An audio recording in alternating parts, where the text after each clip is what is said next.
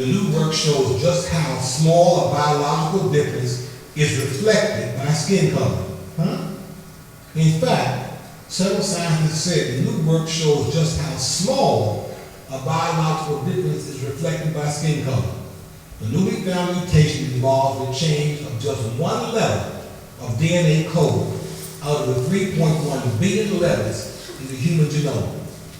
Complete instructions for making a human being.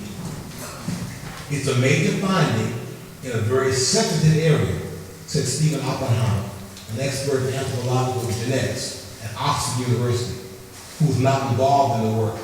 Quote, almost all the differences used to differentiate populations from around the world really are skin deep, end quote.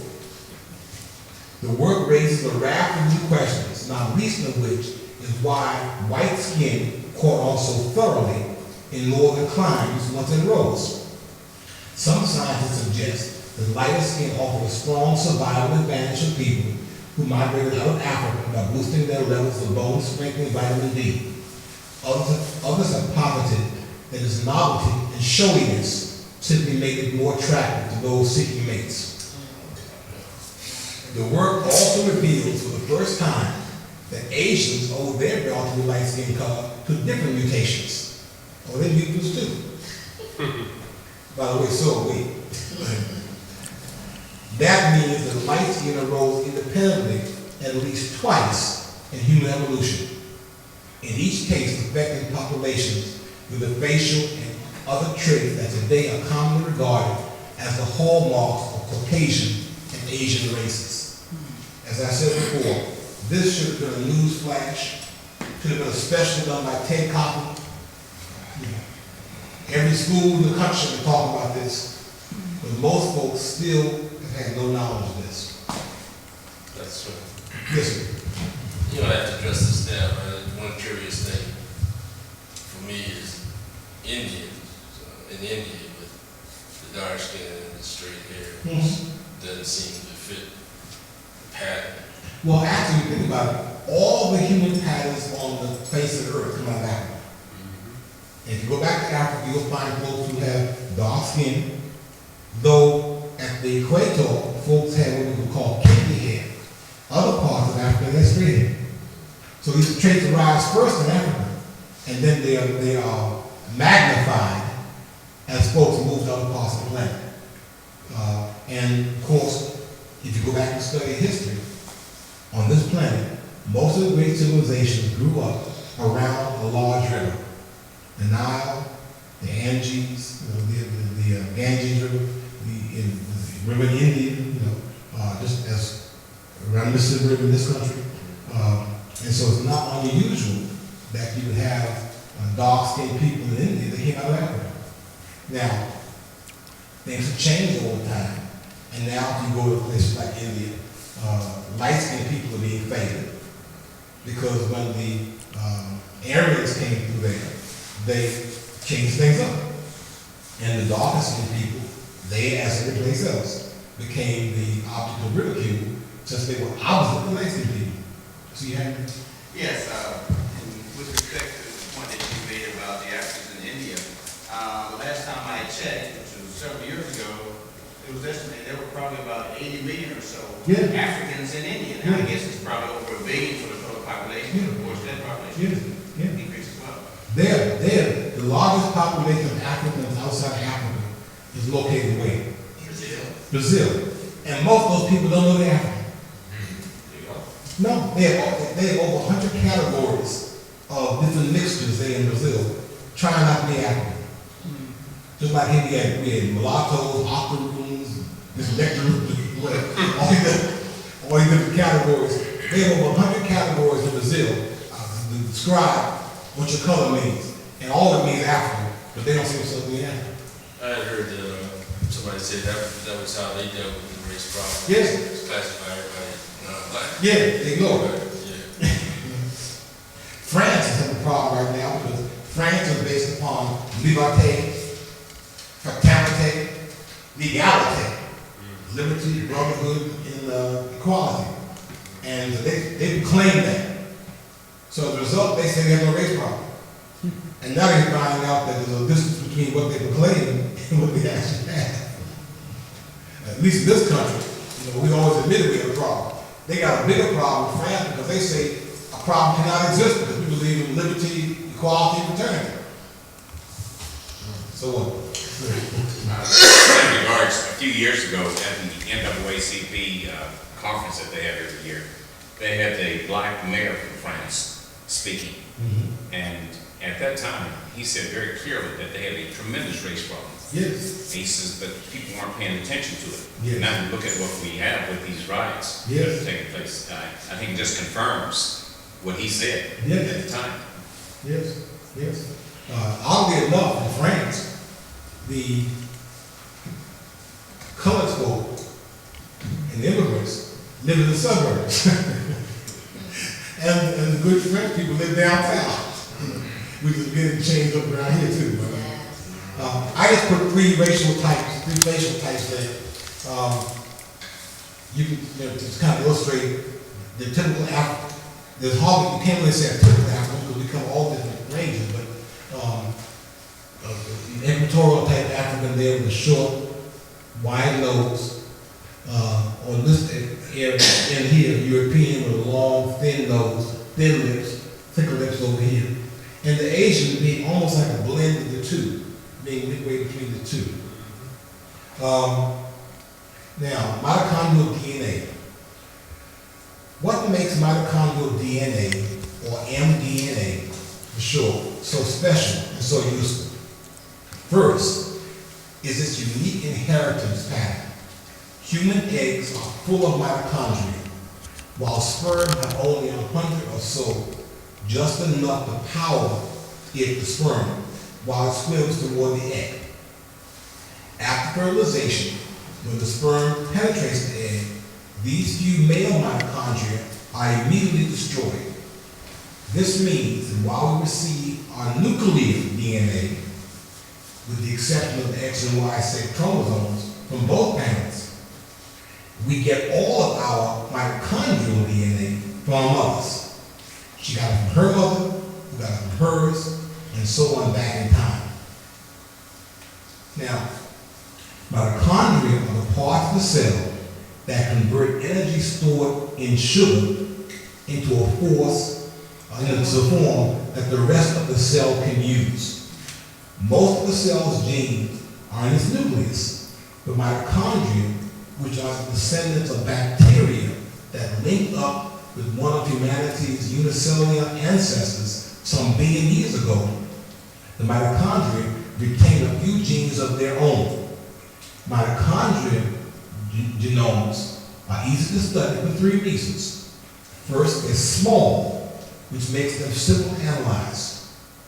Second, mitochondria produce asexually, this means without sex. So any changes between the generations are caused only by mutation rather than by sexual mixing.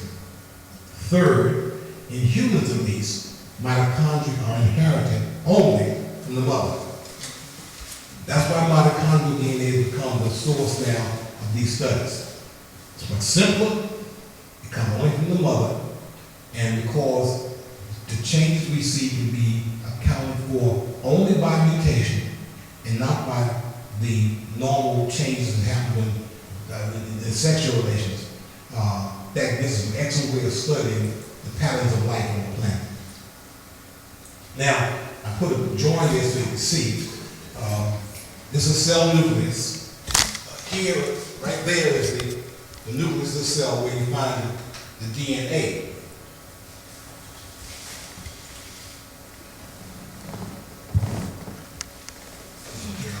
There you go. That's the DNA of the cell right there, the nucleus of the cell. These are the mitochondria down here. Smaller bodies outside the nucleus of the cell that carry a different code. Among native Europeans, and now the reason I'm talking Europeans here is our fault. Most of the data you find on all this stuff deals with Europeans. That's because they don't want to do the studies. One of the things I want to do, if I'm able to move to the basement of the headquarters of the fraternity, along with moving the classes there, open up a tutorial service to tutor in science and math. Because as black folks, there was a big deficit in science and math. Most of the studies done by other people. They studied themselves, which is logical. They studied us last. And because we're not involved in most of the studies, we don't have people trained in most of the studies. It may be more information you can get from our side, but we're not doing it. And others are not concerned, so I gotta use European data.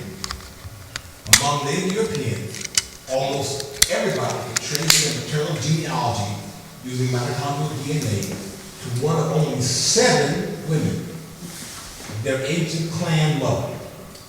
To give them an identity, I've given these women names. This guy Brian Sykes on this. Ursula, Yesenia, Helena, Velda, Tara, Katrine, and Jasmine. Women lived between 10 and 45,000 years ago. 6 of the 7 were hunter-gatherers.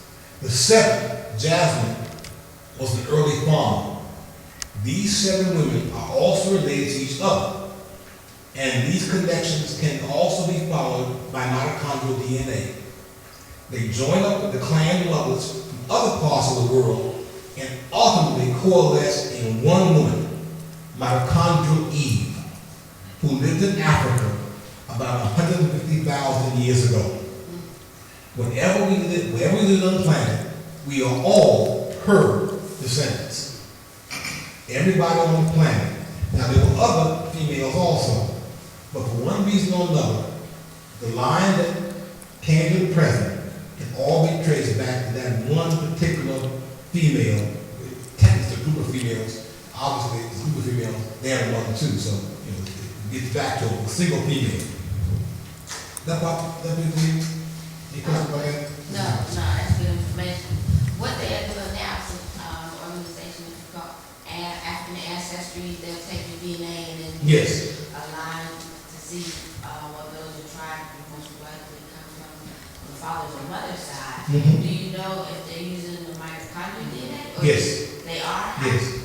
So when they get the DNA sample from you, because I want to have that done, The ways of splitting open the cell they go ahead to and separate the mitochondria from the nucleus and study the mitochondrial DNA. Yes. Yeah, because I went on the website, but I didn't recall seeing. Is that Rick Kittles, the Howard University doing that? Yeah, but I think they separated the types and how Okay. they originally started. with They probably a separate company now. Yeah. With some money, sure. Yes. Sure. And also the Howard to keep the hands on certain kind of things. Now, that's just a picture of the different areas of the face. I put that there to see, you can see that they have, that, like everything else, the parts of the face have been named. Now, the Caucasian eye has only one layer of fat. The eyes of Asians has a double fold effect, giving it an armored appearance. This doubly insulated eye has probably been very useful in cold, snowy winters and in protecting the eye from snow-reflected UV light. Both the Caucasian eye and the Chinese eye have fat. The Chinese eye simply has more of it. The epicamera fold is the skin fold of the upper eyelid covering the inner corner of the eye, most usually seen in people of Asiatic descent. That's the fold we're talking about.